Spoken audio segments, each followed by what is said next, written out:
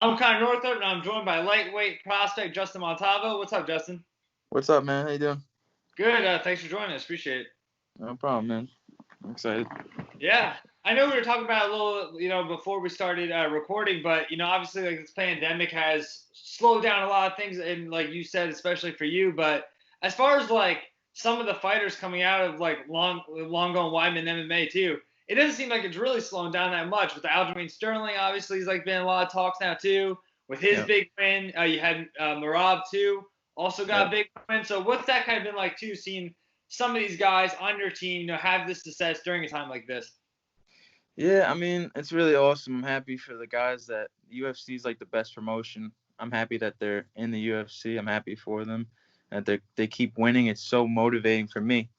But it gives me like this new hunger. I want to get back in there real soon, and I want to keep getting these knockouts and finishes in the first round. Like the sooner the better, you know? Yeah. Yeah. Like And, obviously, like you're proud for those guys, but has this been like a little frustrating seeing like yeah. some guys succeed and you not really having that chance? Yeah. I mean, I look at it like bigger point of view. Like it must be frustrating for everybody, because UFC is really killing it. Like everyone outside of the UFC, even people in boxing, they're probably scratching like, oh, I want to fight so bad, and I'm in there with them. I feel the same way. But my other teammates that are not in the UFC yet, and my trainer, they're telling me just to keep my head high and just keep training like I am, and opportunity will come. So when it comes, I'm just gonna freaking run right through it and crush it. Yeah. I feel like too. I was kind of like saying this earlier. Just like I feel like a lot of people almost forget that the UFC was like stopped at one point because it has been going so steady since I think it was like beginning of May. So for you, like being a regional guy too, like have you heard anything about any like regional shows, maybe possibly like kind of starting up? I mean, Yeah, what have you heard?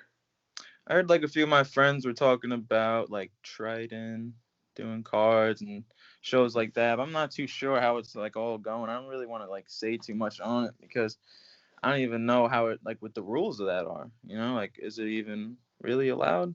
Like the UFC's doing it, but it's like I'm not sure how it all goes. So I don't want to say too much on like other promotions and stuff.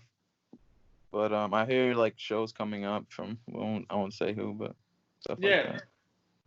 Yeah. And I've seen on Instagram you've mentioned like September. Is that when you would like to kind of get back to it?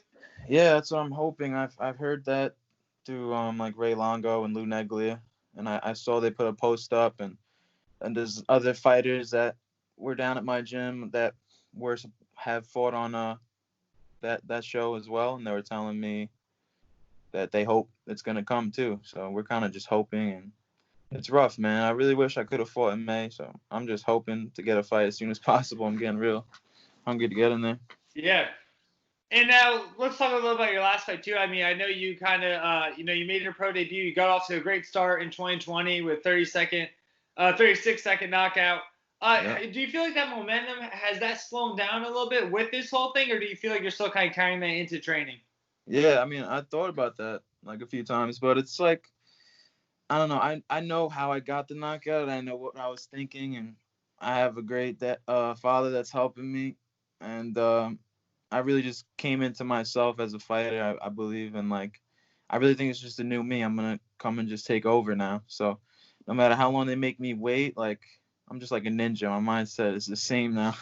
I'm just keeping Yeah, it. I'm super focused. yeah.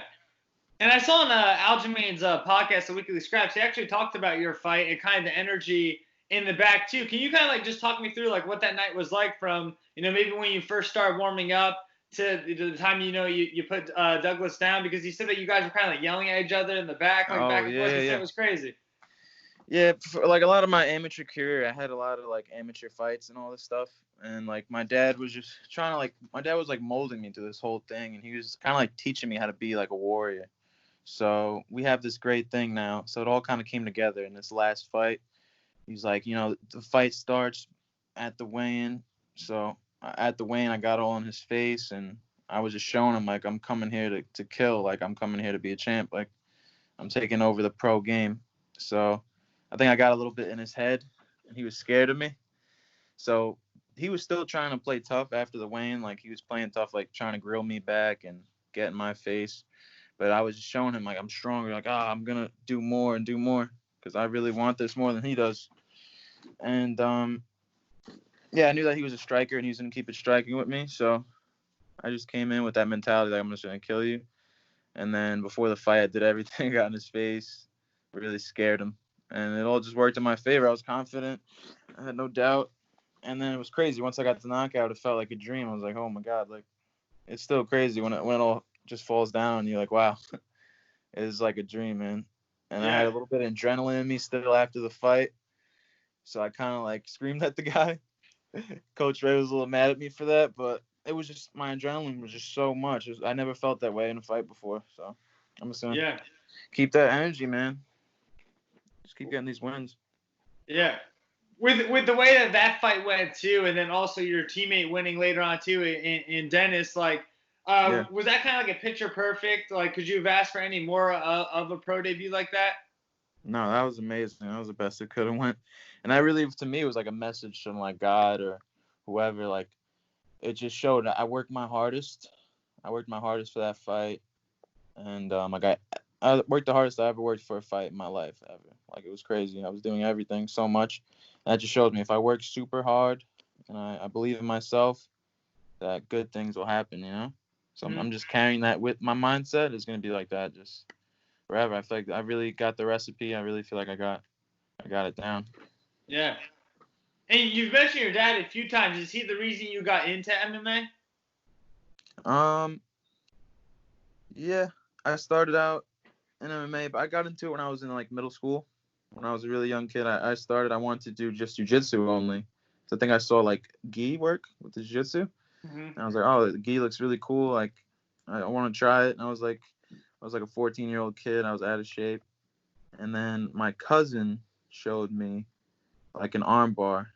He was just messing with me, and like he's like got me an arm bar. I was like, whoa, it's really cool. And there was his friend, his name Bam Bam, like Frank Oyegi, his name is. He has like 3 amateur fights, but he was training me like once a week, and I was like, wow, like this is really awesome. Like I love it. Like I was just biting my nails, like I was scratching to train more. Like once a week wasn't enough. So then I went down to Ray Longo's. He told me about it, and then yeah, I met Ray Longo, and he said he was moving the gym to like another part. He's like, come back in 2 weeks, and we'll get you started. So, and then once I went to Longo's, I was going every day. I started out kickboxing, and then I had a few kickboxing fights, and then from there, I met a boxing coach. I went to the Golden Gloves. I fought in the Golden Gloves twice. I have like 18 boxing matches, and then from there, I just transitioned to MMA. I wanted to try it. I was like, why not just give it a try? And then yeah, that's when it went great. After when I started my pro career, I had a few Yeah. losses as an amateur, and then it motivated me to. I wanted to go undefeated as a pro and really get in the UFC, get a championship belt, and just change my life. Yeah. You're Yeah. you were talking about like your dad too, and how he kind of gave you like that mindset of like how the fight starts at the weigh-ins and things like that. Was Yeah. your dad a fighter? Like, does he have a background in martial arts? Yeah. He used to box, but his mom didn't let him do it because he got a black eye. Grandma. Yeah, it's like he can't box anymore. And he tried acting and stuff like that. And he told me he's always been supportive of me the whole time. Like, I don't have a job. Like, this is all I do is train and fight. I've been doing it since I was like 14. And he was just telling me, like, you got to go for your dreams. You don't want to be like me. Like, I went for my dreams, but I didn't follow through. I ended up being a cop. It's like, it's not what I really wanted to do. But he's like, I really love you and I want you to follow your dreams. So he's watching MMA when he gets back from work like, every night. And he studies like what he thinks you have to do to be the best. And I think we got a connection, and we're really gonna pull through, man. I'm gonna show the world. Yeah. And like you were saying too, like your dad and like your grandma, she didn't really want to do it. Like, I mean, your dad sounds like very supportive of you, but is most of your family like supportive of your MMA career? Yeah, mostly all of them. My mom is really scared and nervous. She doesn't like that I do it, but she sees that I'm motivated and I keep trying, no matter like how up and down it went early on. I was still sticking with it. So she was like, all right, this is what you really want to do. So they're supporting me. My mom doesn't come to any of my fights. She waits at home And then she hears about it and she starts celebrating everybody here. But just me and my dad go. Me and my dad got this connection. We're like two samurais. Like before we go to the fight, he's talking to me, pepping me up, and we got a good thing going. Yeah. Does he help you like a lot in like training as well? Yeah. Before my last fight, he was. It's been harder now, but before my last fight, we're working a lot of defense and stuff like that. Yeah. Yeah. And obviously, like you're only one fight into your pro career, but I saw on Instagram you said you had like 32 amateur bouts. Is that like a mix between like kickboxing, Golden Yeah. Gloves, Yep. and MMA? Okay. Yeah. Because boxing, I was like 10-8, and then kickboxing was like 5-3, and then I went to MMA. I was 4-2 as MMA, amateur MMA. Yeah. Yeah. But to have like all that experience too, do you feel like you're maybe a few steps ahead from your average, maybe 1-0 fighter? Yeah, I definitely feel that way. I got a lot of my learning lessons out the way as an amateur, so now I feel like I could really strive as a professional. I got my learning lessons out the way. I learned from all of them. I had a lot of losses in boxing and kickboxing, and I had losses in MMA. And I try to learn from every loss. And I said, you know what? I'm going professional now.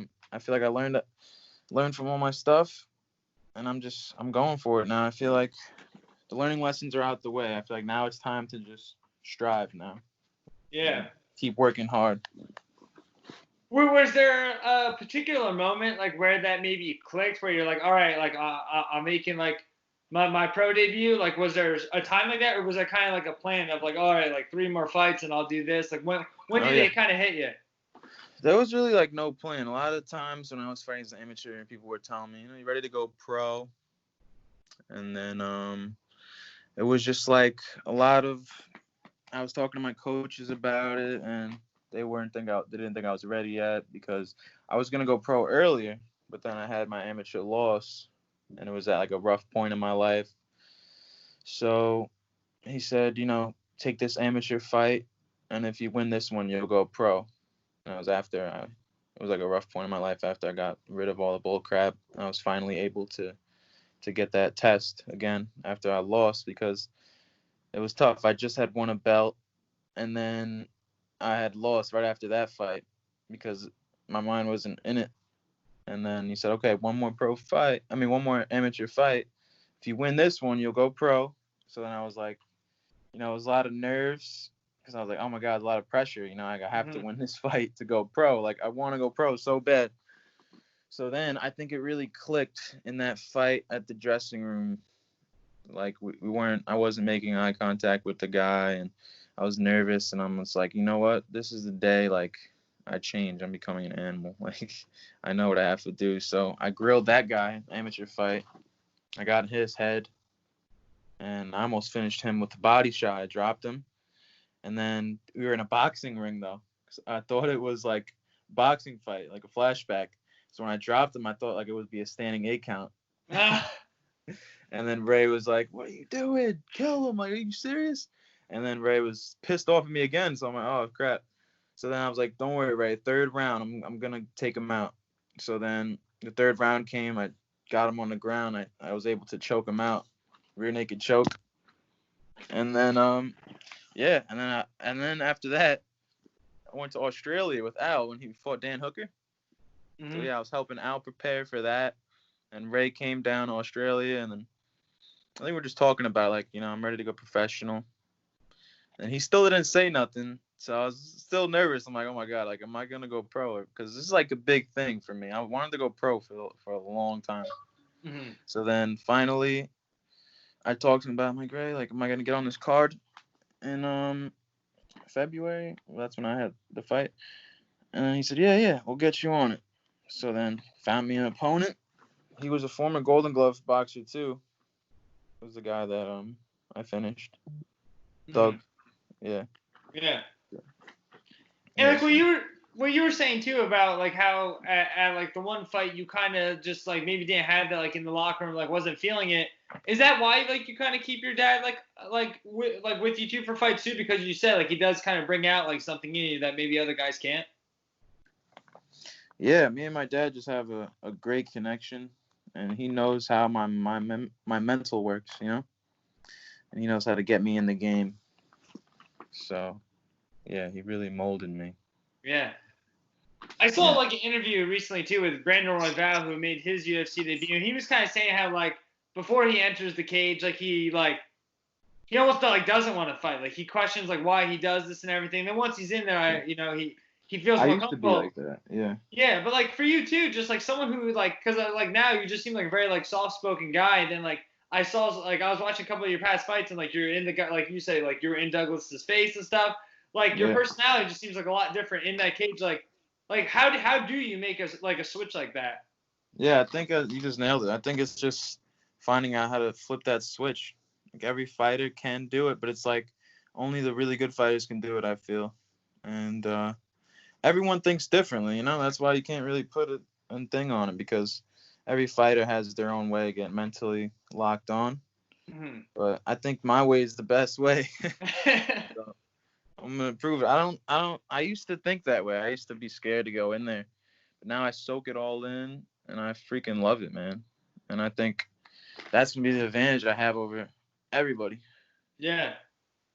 How much of that switch do you feel like has to do with the guys that maybe you surround yourself with too, like guys like Dennis, Al Jermaine? Yeah, I think Dennis taught me a lot about it because Dennis is kind of like he has it naturally, you know. Mm-hmm. He's a real good fighter. He's got a bunch of knockouts, so he's definitely helped me as well, and just Marab. But I just realized everyone has their own way, you know. Mm-hmm. I found my way, and yeah. Yeah, awesome. All right, Justin. I mean, that's pretty much it for my questions. Anything before I let you go? No, man. Thank you for the interview. I appreciate it, man. Yeah, no, thanks for the time, and It was I hope awesome. you're able to fight by September like you want. Thank you, man. Hopefully, get another knockout for you. Get another interview. Exactly.